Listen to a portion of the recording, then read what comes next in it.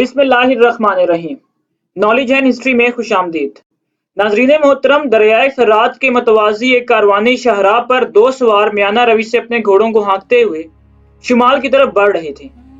ایک چوراہے کے قریب آ کر دونوں سوار رک گئے۔ کچھ دیر تک عجیب سے انداز میں دونوں نے ایک دوسرے کی طرف دیکھا، پھر ایک ساتھ دونوں کی نگاہیں دریائے فرات پر جم گئی تھی۔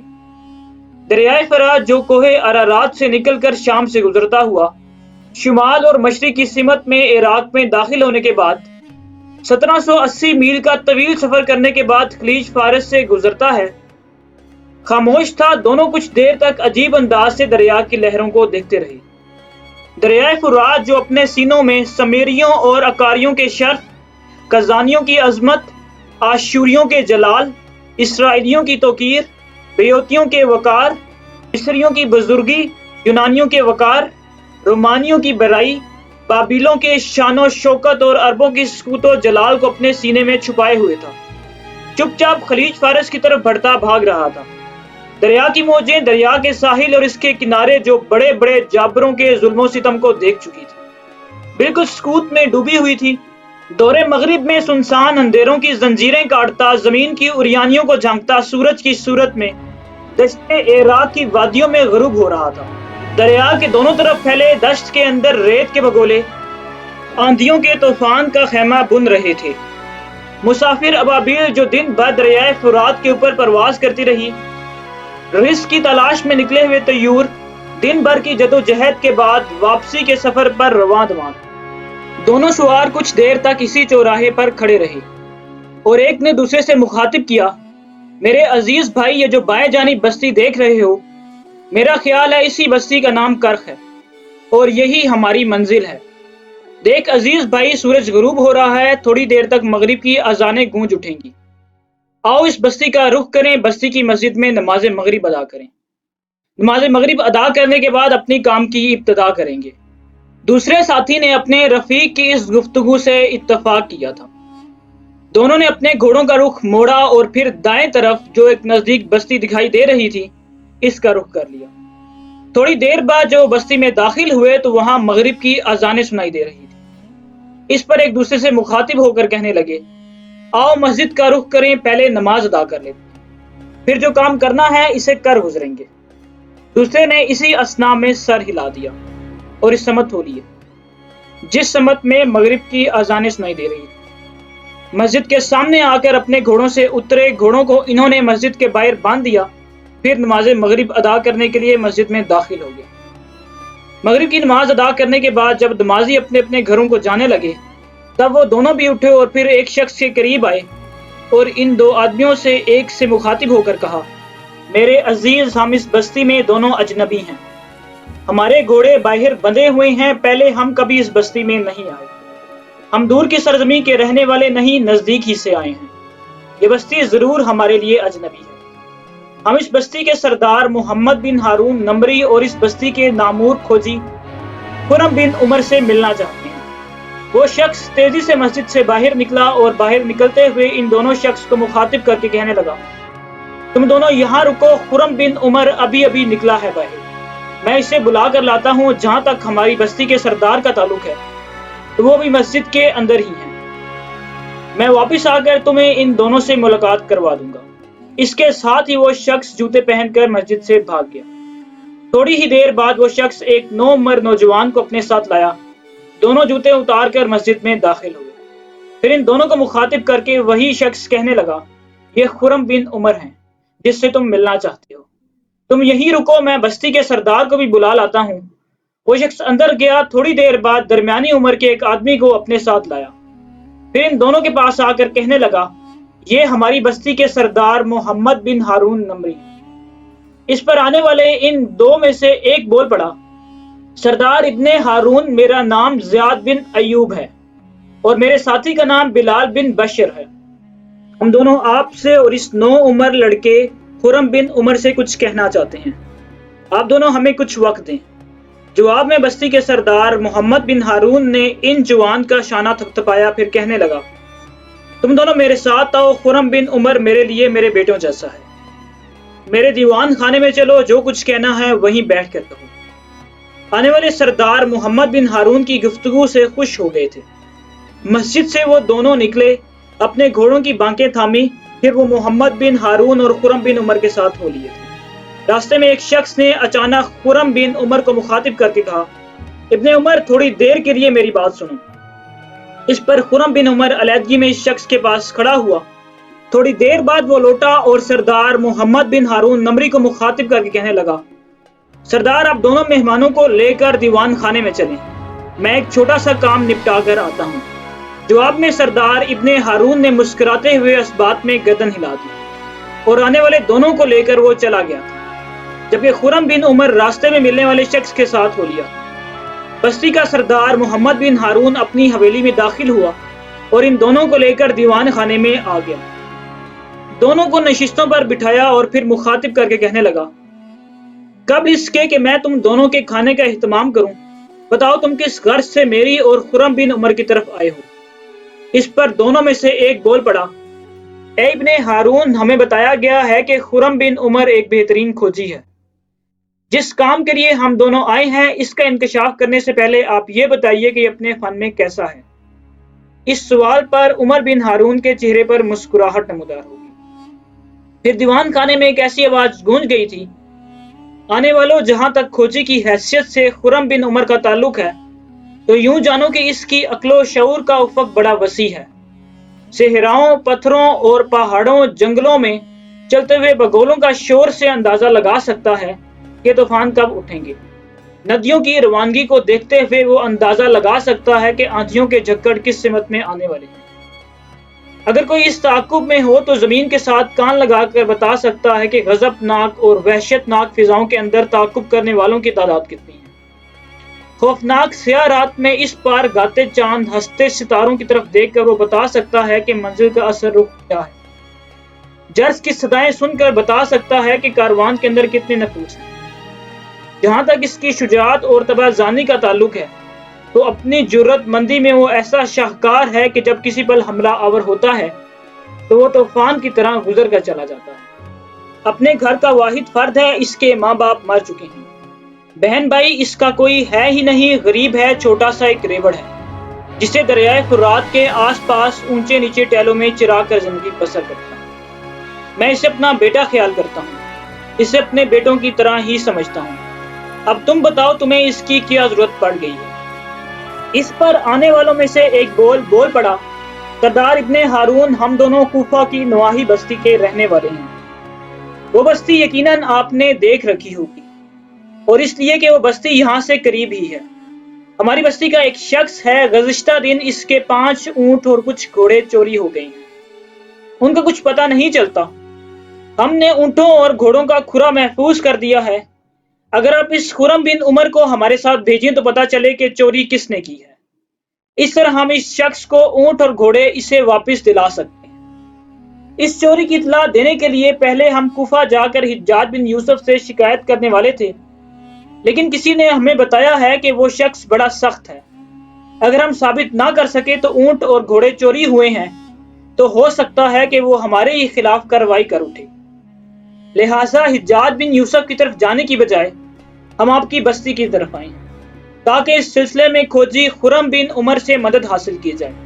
اس نوجوان کی اس گفتگو پر ابن ہارون نے ایک کہکہ لگایا اور بول اٹھا، حجاج بن یوسف اتنا برا بھی نہیں ہے جتنا تم خیال کر رہے ہو، اگر تم دونوں ان کے پاس جاتے تو وہ یقیناً تمہارے ساتھ انصاف کرتا۔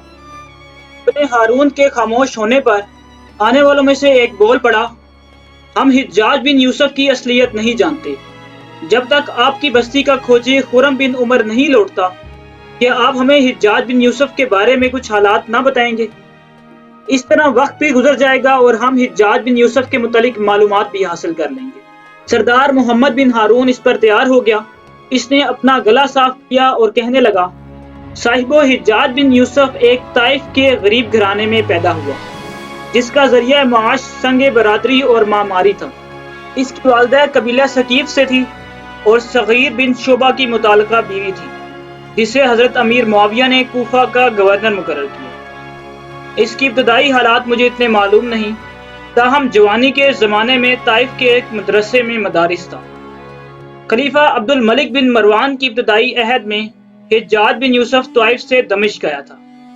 इसने खलीफा की निगाहों में ऐसी इज्जत हासिल की। बड़ा दिलचस्प वाकया है, वाकया मैं तुम्हें सुनाना चाहता हूँ। हिज्जाज बिन यूसुफ के हालात बताने से पहले मैं तुम्हें ये बताता चलूं, ये मेरे अजीज और बेहतरीन चाहने वालों में से एक चाहने वाला है। मुलाकात पर बड़े एहतराम से पेश आता है। जिन दिनों हिज्जाज बिन यूसुफ दमिश्क की राह पर था, इन दिनों अब्दुल मलिक बिन मरवान को अपने लश्कर के नज़्म व ज़ब्त को दुरुस्त करने के लिए एक ऐसे शख्स की जरूरत थी जो बेहतरीन मुनज़्ज़म हो। एक दिन इसने अपने वजीर मीर रूह बिन ज़िबाह से शिकायत करते हुए कहा कि कोई ऐसा शख्स नहीं है जो लश्कर की बदनज़मी को दुरुस्त कर सके।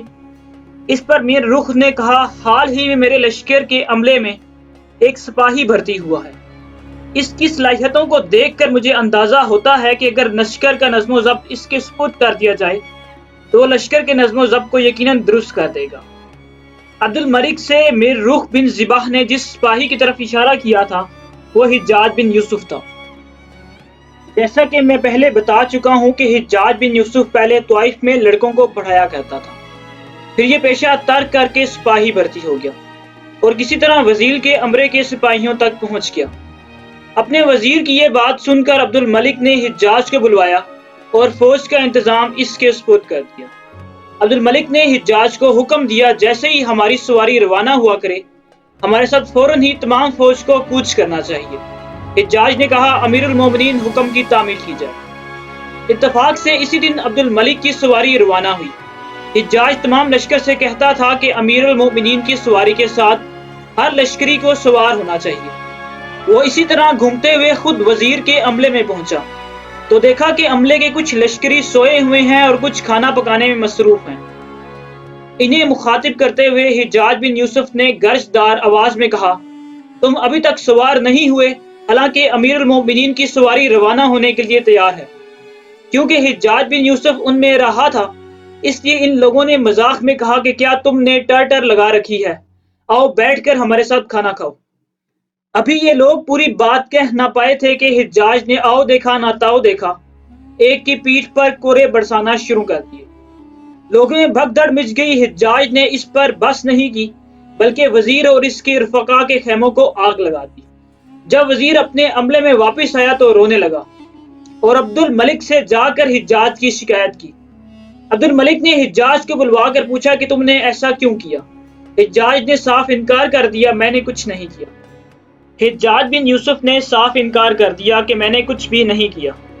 अब्दुल मलिक ने कहा, तूने लोगों को कोड़े नहीं मारे, क्या तूने खेमों को आग नहीं लगाई? अब्दुल मलिक ने पूछा, फिर वजीर के आदमियों के साथ ये सलूक किसने किया? हिज्जाज बिन यूसुफ ने बर्खास्ता कहा, अमीरुल मोमिनीन ने। अब्दुल मलिक ने ताज्जुब से कहा, मैंने? हिज्जाज कहने लगा, जी हाँ आपने। ए अमीरुल मोमिनीन, मेरी क्या मजाल थी कि मैं ऐसा करता, लेकिन ये जो कुछ हुआ आपके हुक्म से हुआ है। मेरा कोड़ा अब मेरा कोड़ा नहीं रहा बल्कि आपका कोड़ा है। इस तरह मेरा हाथ नहीं बल्कि अमीरुल मोमिनीन का है। कहते हैं कि अब्दुल मलिक बिन मरवान ये बातें सुनकर फरत मुसरत से उछल पड़ा और कहने लगा, बाखुदा मुझे इस किस्म के आदमी की ही जरूरत थी। इसके बाद हिज्जाज बड़ी तेजी से तरक्की करता चला गया। आखिरकार अब्दुल मलिक ने हिज्जाज बिन यूसुफ को अपने लश्कर का सिपा सालारे आला मुकर्रर किया। हिज्जाज की क़यादत में सबसे पहले लश्कर कशी अब्दुल्ला बिन जुबैर के खिलाफ हुई, जो खिलाफत के दावेदार था।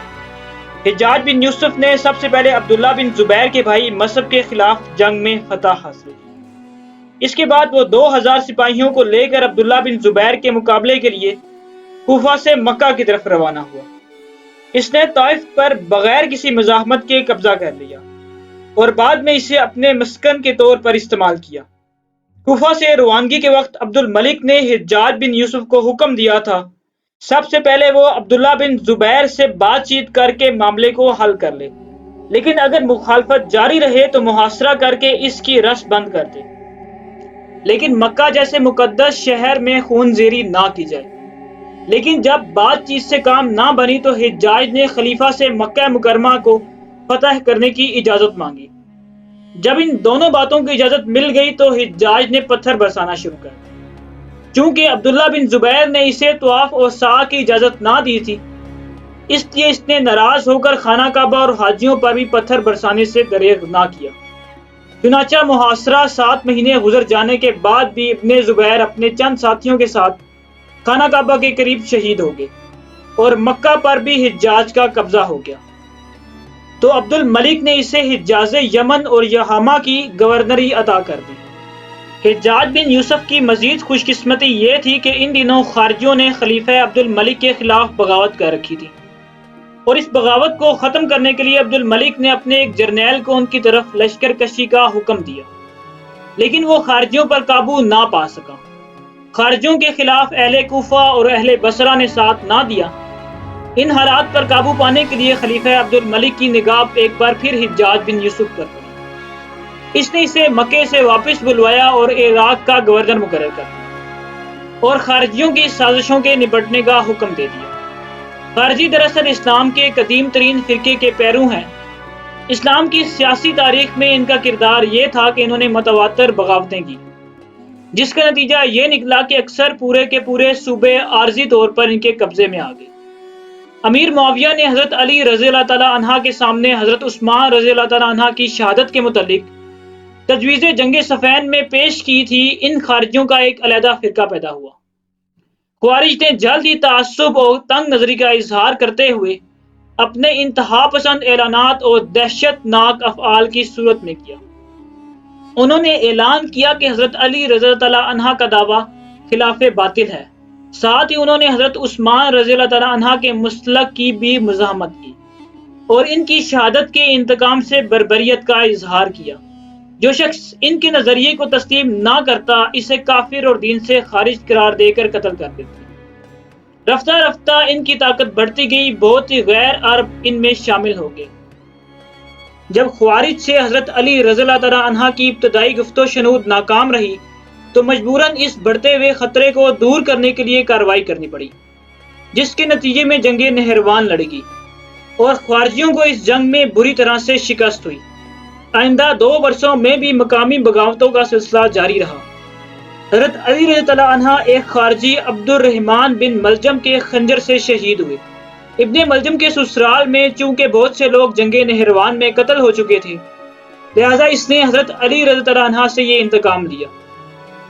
ویڈیو کے بقیہ حصے کے ساتھ دوبارہ حاضر ہوں گے۔ اسی کے ساتھ آج کی ویڈیو کا اختتام ہوتا ہے۔ ویڈیو پسند آنے کی صورت میں اسے زیادہ سے زیادہ لائک کر ہماری حوصلہ افزائی کریں۔ جن دوستوں نے ابھی تک چینل کو سبسکرائب نہیں کیا، چینل کو سبسکرائب کر کے بیل کے بٹن کو دبا لیں تاکہ فیوچر میں آنے والی نئی ویڈیوز انہیں بر وقت مل سکیں۔ اپنا، دوستوں، رشتہ داروں اور گرد و نواح کے لوگوں کا بے حد خیال رکھیے گا۔ اللہ حافظ۔